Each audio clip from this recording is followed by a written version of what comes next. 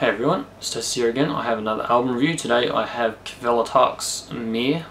Hopefully I don't screw up too much pronunciations today, but I'm going to because there's funny looking letters and I'm an ignorant English speaking scrub. Meir is the follow-up to Kvelertak's self-titled album. I really like this album. Draws a lot of punk influences, hardcore, black metal, even like a lot of rock and roll kind of influence. It has these certain set of genres it keeps going back to, but there's quite a variety of them. It's a bit of a mixed match, and it's quite a really enjoyable one.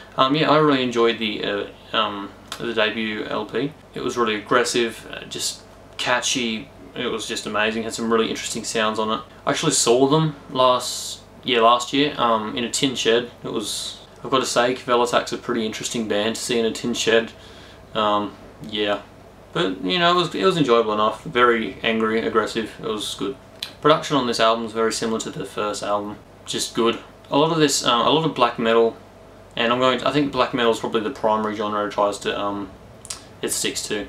A lot of it's really badly produced, and it's kind of off-putting, but the sounds in this are really nicely balanced. It's very refreshing in this genre to hear that. For me, the album was almost kind of in three parts in terms, well, it wasn't really, I don't think, their intention, but it's kind of three different levels of quality. First few tracks, which was the opener through to Brenn, I think, they're all really good tracks. The opener was just a really epic build-up. I really enjoyed that. Yeah, really great opener for them. There's this really good build-up into just a typical Kvelertak track. And then the same with Spring Fra Livet. Hopefully I'm pronouncing that. I'm just going to stop and you guys know what to expect. Had just a great melody, just catchy, great sounds, and it was just an awesome track. Tripan, I thought it was the same. And it had a really awesome solo on the end of it. Like almost probably like the last third of the track just kind of finished off in this solo. And I really liked it. And Brenn as well. It's just catchy, really enjoyable, aggressive, just what you want out of Kvelertak. I thought with Evig Vandrar that it was a little bit more dull. It felt a lot more restrained, as the next few tracks did. This is the second part, I guess, to my trilogy of what I hear, at least. Melody was just a little bit uninteresting. It was just, it just kind of felt like a little bit going through the motions. It wasn't a bad track. It just, yeah, it was just a bit of a lull. Snilepisk also used kind of all three of these tracks actually, because the next one's the same as well, which is titled Månelyst, maybe. Yeah, they all had this rhythm guitar in it, which was kind of intense, and it was, what's the word? It was very driving. It was really urgent. If you guys listen to the three tracks, you'll probably hear it because it's the same guitar sound in the three tracks, and by the third track, it's really old.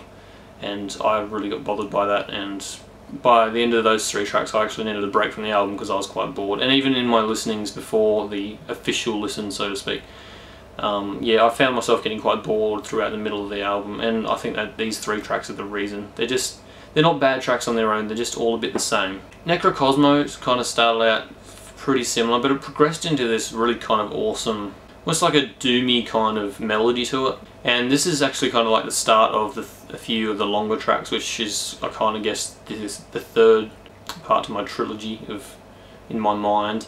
So yeah, the progression in this song really fixed it for me in comparison to the other ones, because yeah, I was old. Those other tracks, yeah, as I said, they're all just a bit dull, restrained, and the fact that they also use that same rhythm guitar in a lot of the tracks, in a lot of the parts of the three tracks, so I don't know, I really lost my interest there. Next track, Undertro. This was another one, was pretty interesting. It was a bit of a change of pace as opposed to what had been, and that's really what the album needed, I think. This is where it really picked back up for me.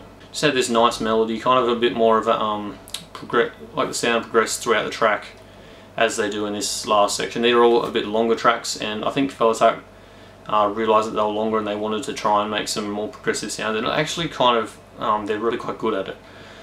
These few tracks at the end, except from the closer, they were all kind of a bit more ambitious, a lot more experimental. It was covering new ground for Kvelertak. There's certainly no groundbreaking stuff in the scheme of things, but for the Kvelertak it was really enjoyable, and I really enjoyed it.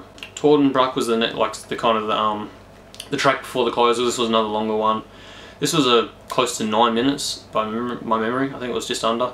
I really like this track. This track kind of just progressed as it went through it with these really pretty guitar sounds and like heavy but like pretty guitar sounds. It just progressed as it went through, and yeah, my interest was not lost at all throughout that 9 minutes. And then it closed off with a self-titled track, Kvelertak, and this is kind of, I think the intention was to make it a bit of an anthem. It wasn't bad, it was a little bit forgettable for me. The melody in it was just a little bit, nah.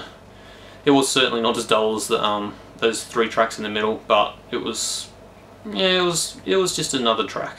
But it was enjoyable enough, don't get me wrong, it's not a terrible track by any means. So yeah, overall I'm going to give it a 7.5 out of 10. Had some great tracks to start on. First part of the trilogy, I'll just go with that, you guys can understand by now. Really catchy, basically just what you would have got on their self-titled album. Really enjoyable, catchy, aggressive. Then you get the couple of Restrained tracks which are a bit repetitive, and yeah, they were a bit meh for me. And then they finished off pretty strong with these ambitious, longer tracks, which they kind of experimented around with more, progressed their sound, and they really got some interesting sounds in there. I'm hoping actually that they kind of go with that sound as they did at like the end with their next album. Maybe they were just trialing it this time and they want to go in that direction. I would really be interested in that because they really did pull it off well. I think that was actually the strongest part of the album, those 3 longer, more ambitious tracks. So yeah, thanks for watching. I will see you guys next time.